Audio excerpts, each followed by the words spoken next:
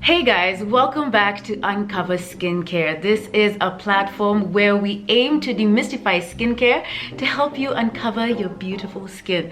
My name is Patricia Kihor and I'm your host here on this channel, and I'm super excited to be taking you through everything that I have learned, and I'm continuously learning about skincare. So I hope you are here, you're ready to learn, and you are excited to find out more. So if this is the kind of thing you're interested in, make sure to subscribe and hit the notification bell so that you are notified anytime we put up a brand new video.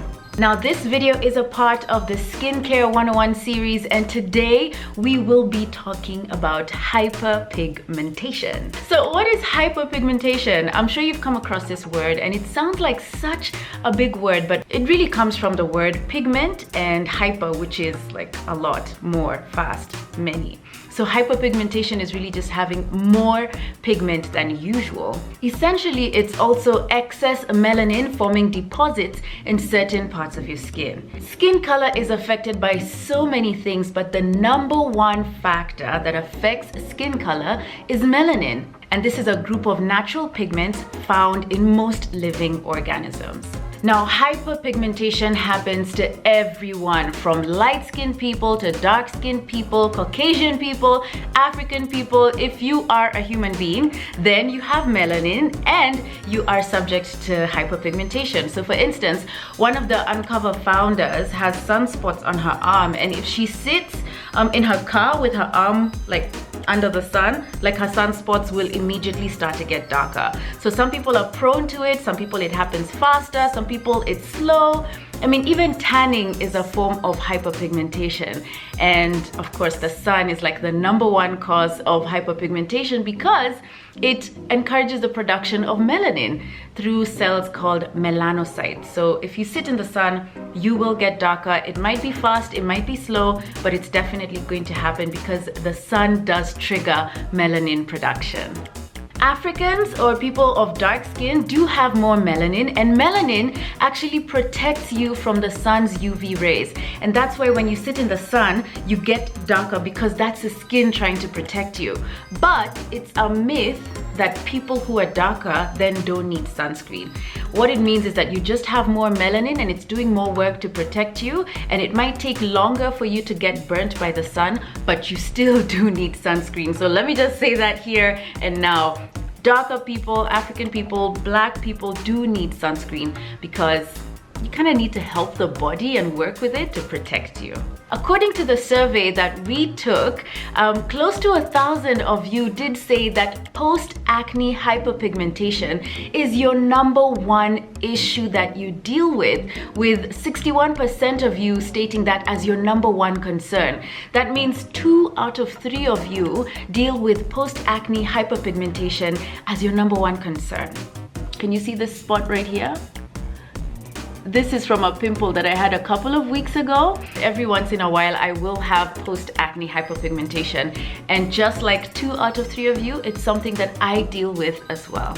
At this point, I just want to distinguish between two things. There's post-acne scarring and post-acne hyperpigmentation. Now, scarring happens when the texture of your skin changes. So you might have a pimple, and after the pimple, your skin is either raised or depressed due to the scarring that happens. So the change in the tissue and how it feels after your acne heals.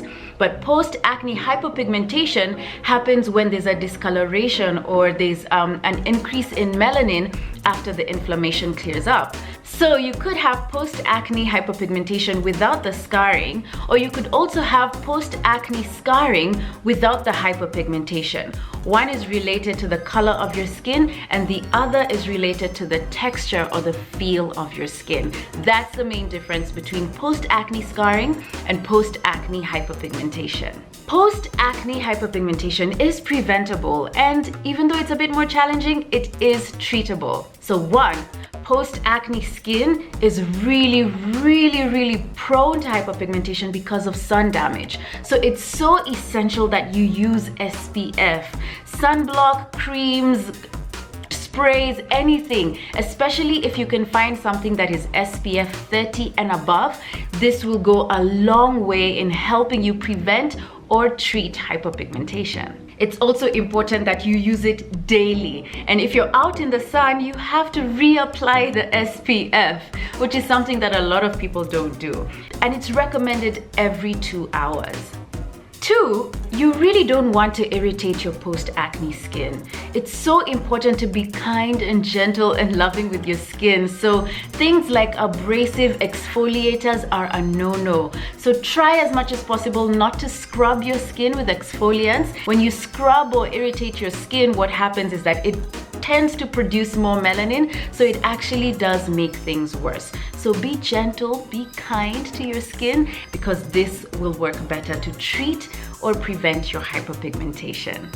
3, there are certain active ingredients that are known to brighten dark spots with consistent use over time.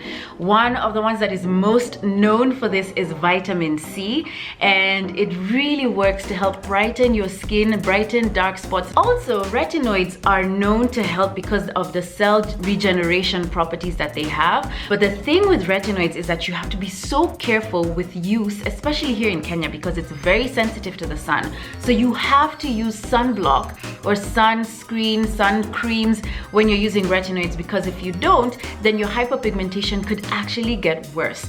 So it's super important when you're using active ingredients that brighten your skin to also use sunblock so that your skin is not vulnerable to the sun when you're using these active ingredients.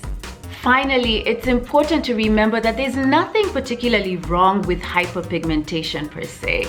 It's purely a cosmetic thing, although in some instances, when you have hyperpigmentation, it could be a marker for something else that's happening with your skin, whether it's hormonal or whether it's treatment, medication, but that's something that we can address in a different video. But you have to understand that hyperpigmentation is not necessarily harmful, but it's important to protect yourself from the sun's harmful UV rays, which can increase the melanin production in your skin and make your skin vulnerable to other conditions. You know, at the end of the day, it's just important that you feel comfortable and confident in your own skin and you love who you see in the mirror. So for somebody like me, I actually don't mind looking darker. If I sit in the sun and I'm darker, I actually love it. I love my melanin, but I do know that it's important to protect my skin from the sun's harmful rays. So do remember to use SPF every single day. I will not tire of saying this over and over. SPF is your friend. So before we finish up this video, I'd like to ask you to comment below with what's your favorite hyperpigmentation treatment or routine. Is it sunblock? Do you have products that have vitamin C or retinoids? Let us know in the comments below what your favorite hyperpigmentation routine or treatment is. And don't forget to subscribe, hit the notification bell, and I'll see you in the next video.